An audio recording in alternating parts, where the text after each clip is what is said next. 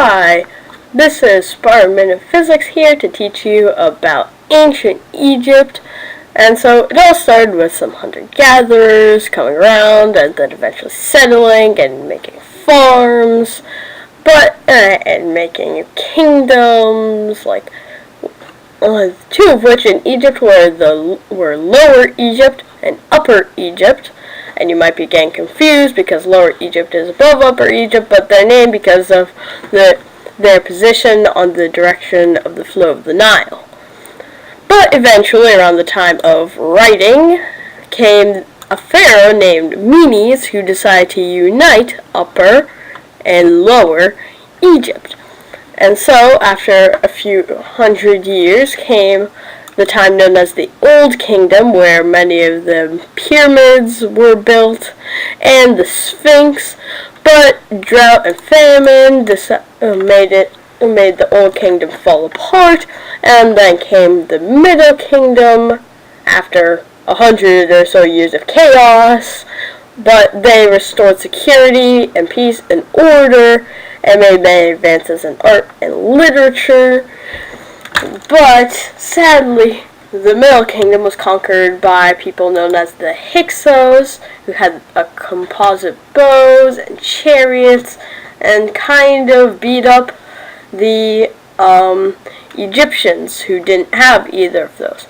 But eventually, the Egyptians did come back and throw the Hyksos out, and built an empire in the period known as the New Kingdom, which is arguably one of their greatest points in time. And they invented some gods like Amun, fused with Ra to become Amun-Ra, and Aten, but he wasn't really much of a real god and kind of lost worship after the pharaoh who invented him died. And the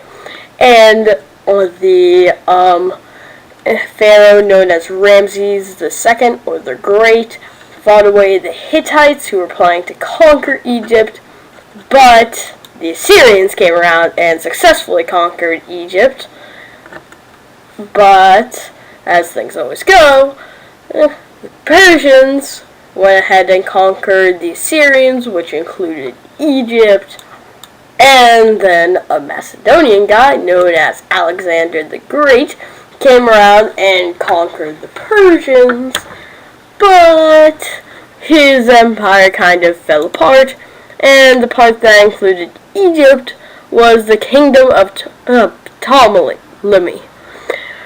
But soon enough, the Romans came and marched in and declared that Egypt was a province of Rome, and eventually, and this is right around where ancient history stops, because it's just about AD time now.